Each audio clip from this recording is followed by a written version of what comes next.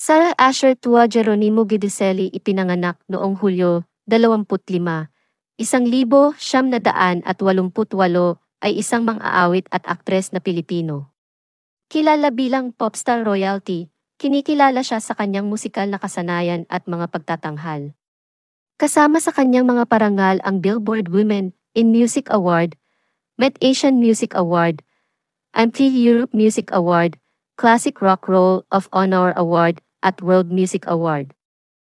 Nagsimula si Geronimo sa kanyang karera sa mga palabas sa telebisyon bilang isang bata at unang nakilala ng manalo sa talent show na Star for a Night. Siya ay pumirma ng kontrata sa Viva Records at inilabas ang kanyang debut album na Popstar, A Dream Come True, noong 2003, kasunod na ang Sweet 16, 2004 at Becoming, 2006.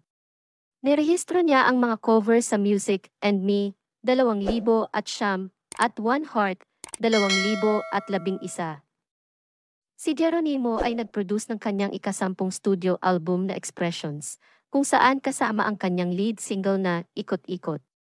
Ang kanyang ikalabindalawang album na The Great Unknown ay sinuportahan ng lead single na Tala, kung saan naging uso ang dance challenge mula 2019 hanggang 2020.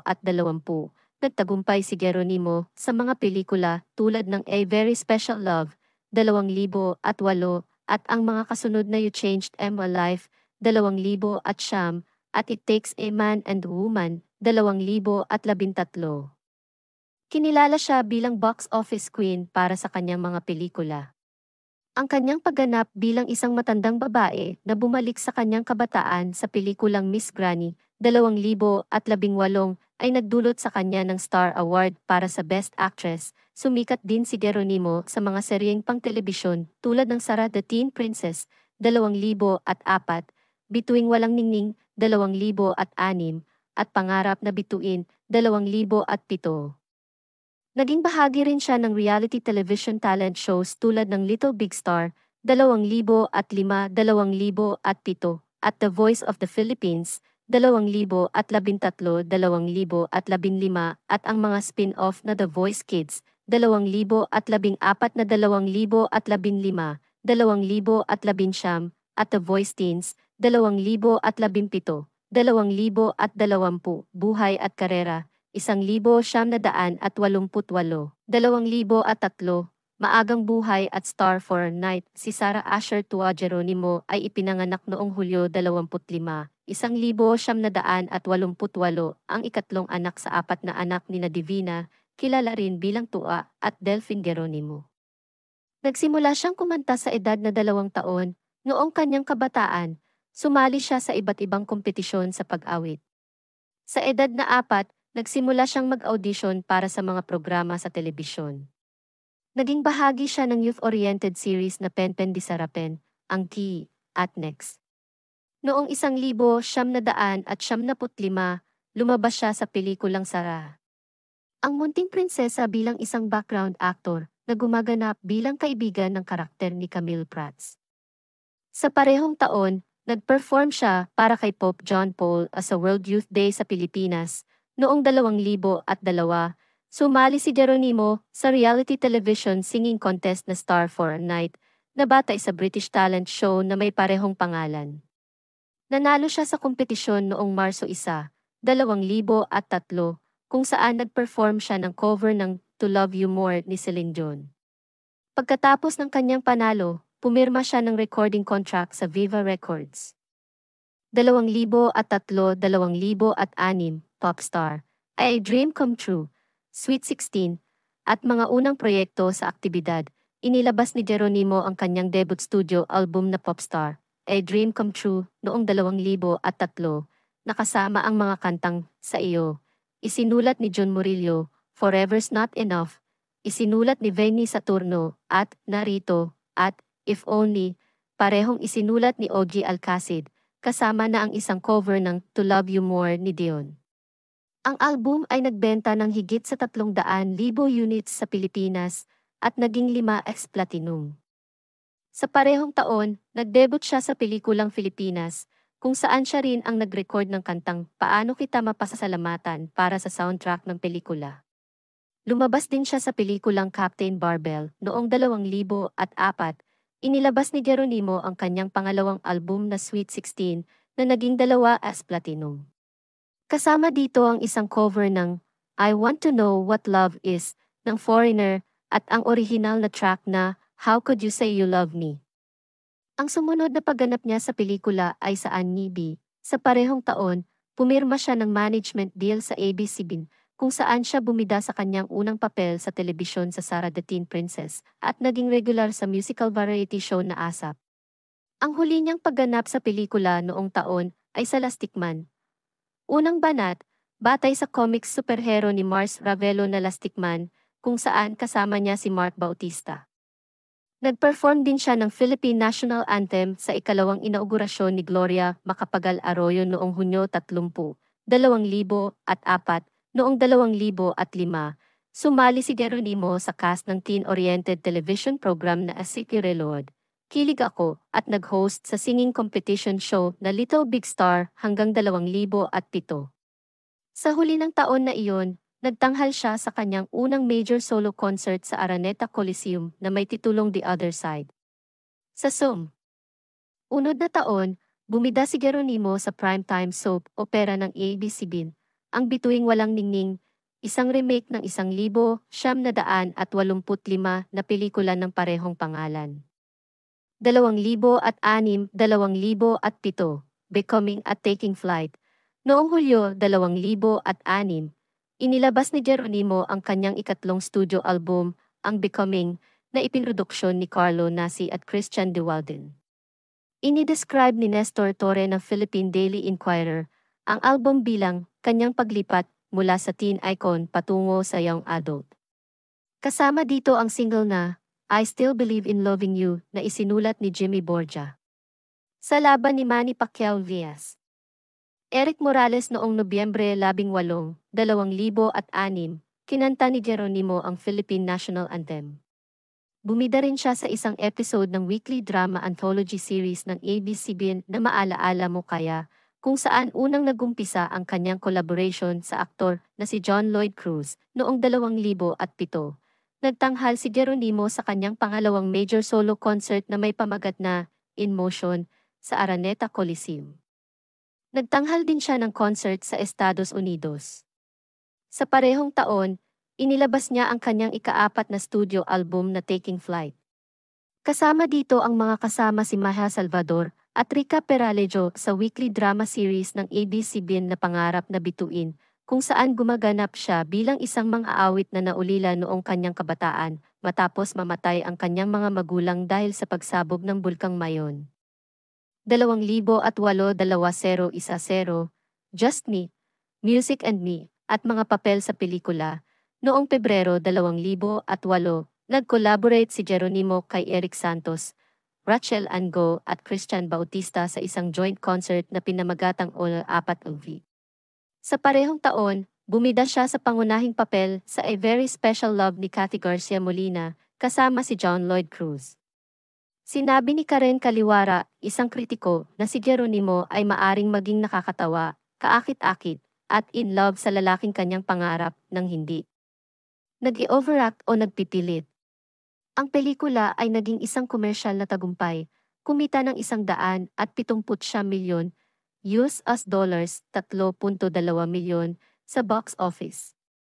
Para sa kanyang pagganap, nanalo si Geronimo ng Box Office Entertainment Award para sa Box Office Queen. Trabaho rin siya ulit kay Diwaden para sa kanyang ika-5 studio album, ang Just Me, na naglalaman ng 16 na tracks, kasama ang isang duet na pinamagatang I'll Be There, kasama si Howie Doro ng Backstreet Boys.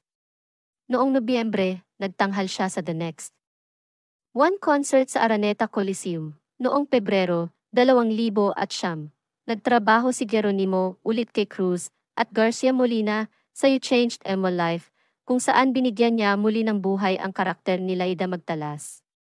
Ipinakita nito ang kanilang relasyon na dumaan sa mga pagsubok at hirap matapos silang bigyan ng oportunidad sa kanilang karera. Kumita ang pelikula ng 200 at siyam milyon US dollars, 3.7 milyon sa box office, at si Geronimo ay kinilala bilang box office queen sa Box Office Entertainment Awards para sa ikalawang beses. Sa parehong taon, nagtanghal siya sa US leg ng The Next One. Instagerin din niya muli ang The Next One concert sa Pilipinas at nag-headline ng isa pang concert na may pamagat na The Record Breaker. Nanalo si Geronimo ng Star Award para sa Female Pop Artist noong 2000 at siyam para sa kanyang compilation album na OPM. Inilabas niya ang dalawang album noong 2000 at siyam, ang kanyang Christmas album na Your Christmas Girl at ang kanyang animong studio album na Music and Me, kung saan kasama ang mga cover ng original Filipino music OPM at mga international singles, kasama na ang ilang mga kanta na inilabas para sa mga soundtrack ng pelikula, pati na ang isang cover ng Please Be Careful with Emma Hart ni Jose Marichan at Regine Velasquez, isang duet kasama si Christian Bautista. Na inilabas ito sa kanyang cover album na Romance Revisited, The Love Songs of Jose Marichan. Para sa album, nanalo si Geronimo ng Star Award para sa Best Female Recording Artist. Bagaman hindi naglabas ng material na musika si Geronimo noong 2010, bumida siya sa musical drama series na Isa Deal, kung saan nagtrabaho siya kasama si Sam Milby at Coco Martin. Noong parehong taon, bumida siya kasama si Judy Ann Santos sa pelikulang Hating Kapatid. Ginampanan ni Geronimo ang papel ng kanyang mas batang kapatid na halos hindi makapagsalita habang ang kanilang mga magulang ay nagtatrabaho sa Libya. Nag-record din siya ng isang cover ng Love Will Keep Us Together na isinulat ni Neil Sedaka at Howard Greenfield para sa soundtrack ng pelikula. 2011, 2013, One Heart, Expressions, at mga proyektong pantelebisyon. Noong 2011, nagtrabaho siya kasama si Martin Rivera sa isang Valentine's Day concert na may pamagat na What Love Is sa Araneta Coliseum. Sa parehong taon, bumida siya kasama si Gerald Anderson sa pelikulang Catch Me, I'm in Love, na nagtatampok kay Geronimo bilang isang social worker na nagtatrabaho sa isang non-profit organization. Sinulat ni Nika Tomins, si Sarah nang walang kahirap-hirap ay naipadama ang emosyon ng isang babae na unang nagmahal at nagmahal ng totoo. Ang sumunod na pagganap niya sa pelikula noong taon ay sa Won't Last a Day Without You, kasama si Anderson ulit, kung saan siya ay gumanap bilang isang radyo girl. Inilabas din niya ang kanyang ikawalong studio album na One Heart noong Mayo na naglalaman ng orihinal na mga komposisyon at mga cover ng OPM songs. Noong 2012, lumabas siya sa isang musical television show na may pamagat na Sarah G. Live. Noong Hulyo, siya ang pangunahing artist sa isang concert na may pamagat na 24 ASI sa Araneta Coliseum. Nanalo rin siya ng Star Award para sa Female Concert Performer of the Year at ng Best Asian Artist sa Met Asian Music Awards. Nanalo din siya ng Aliw Award para sa Best Major Concert EYA Female Artist para sa kanyang concert na 24 SC. Noong 2013, nagkasama ulit si Geronimo kay Cruz at Garcia Molina sa pelikulang It Takes a Man and Woman. Ang pelikula ay kumita ng 405 milyon US dollars 7.2 milyon sa box office na ginawang pinakamalaking komersyal na tagumpay ni Geronimo hanggang sa oras na iyon. Tinanghal din siyang box office queen para sa ikatlong beses sa kanyang karera. Sa parehong taon, nagsilbing hurado siya sa The Voice franchise series na The Voice of the Philippines. Noong parehong taon, inilabas niya ang kanyang album na may pamagat na Expressions. Si Geronimo rin ang nag-produce para sa album at isa ring songwriter ng kantang Make Me Yours. Nagtanghal siya ng isang concert na may pamagat na Perfect 1-0. Sa simula, itinakdang isang one-night concert sa Araneta Coliseum, ngunit idinagdag ang isa pang show sa Mall of Asia Arena. 2014 na 2016 na, Perfectly Imperfect, at The Great Unknown, noong 2014 na, inilabas ni Geronimo ang kanyang ika-11 studio album na may pamagat na Perfectly Imperfect. Noong parehong taon, bumida siya sa pelikulang Maybe This Time, na pinagsamahan ulit siya ni Coco Martin. Nagbalik rin siya sa telebisyon bilang hurado sa The Voice Kids. Noong 2015, co-star si Geronimo, kasama si Piolo Pascual sa pelikulang The Breakup Playlist, at inirecord ang kantang Ang Sugo ng Diyos sa mga huling araw para sa soundtrack ng pelikulang Felix Manalo. Bumalik siya bilang hurado para sa pangalawang season ng The Voice Kids. Noong parehong taon, inilabas niya ang kanyang studio album na The Great Unknown. Para sa album, siya ay binigyan ng parangal para sa Best Secular Album sa 38 Catholic Mass Media Awards. Para sa kanyang album na Perfectly Imperfect, siya ay tumanggap ng parangal para sa Album of the Year sa 28 Awit Awards 2017 kasalukuyan. 15 mga konsyerto at mga proyektong pang-aktres. Noong 2017, bumalik si Geronimo sa telebisyon bilang hurado sa The Voice Teens. Sa parehong taon, bumida siya sa pelikulang Finally Found Someone na nagbukas ulit sa kanya kay John Lloyd Cruz. Noong 2018, inihayag ni Geronimo na nagsimula na siyang mag-produce ng isang bagong studio album na may pamagat na 15 Sa parehong taon, siya rin ang nag-headline ng kasamang concert nito sa Araneta Coliseum. Ang sumunod na pelikula ni Geronimo ay ang Miss Granny, na batay sa 2014 na South Korean film ng parehong pangalan, kung saan siya ay gumaganap bilang isang batang babae na naging isang matanda, ginampanan ni Nova Villa, matapos ang isang pagbisita sa isang photo studio. Inilabas din niya ang mga kantang Kiss Me, at Isa Pang Araw, para sa soundtrack ng pelikula. Si Geronimo ay iginawad ng Star Award para sa Best Movie Actress pagkatapos ng kanyang pagganap sa pelikula. Noong 2019, bumida si Geronimo sa lead role sa pelikulang Unforgettable nina Percy Intalan at John Robles Lana. Ang pelikula ay nagtatampok sa kanya bilang isang babaeng may intellectual disability na ang layunin ay dalhin ang isang aso sa kanyang may sakit na lola sa Baguio. Sa parehong taon, bumalik siya bilang hurado para sa ika-4 na season ng The Voice Kids. Noong parehong taon, siya ay tumanggap ng 2 parangal para sa Best Performance via Female Recording Artist at Best Song Written for Movie, TV, or Stage Play sa 2019 Awit Awards para sa kanyang kantang Isa Pang Araw. Mula sa katapusan ng 2019 hanggang sa simula ng 2020, ang Dance Challenge na may kasamang kantang tala ay naging isang trend. Ito ay nagresulta sa paglampas ng kantang ito ng 100 milyong views sa YouTube noong Hunyo 2020. Noong Pebrero 2020, nagko-headline si Geronimo kasama si Regine Velasquez sa isang concert na may pamagat na Unified.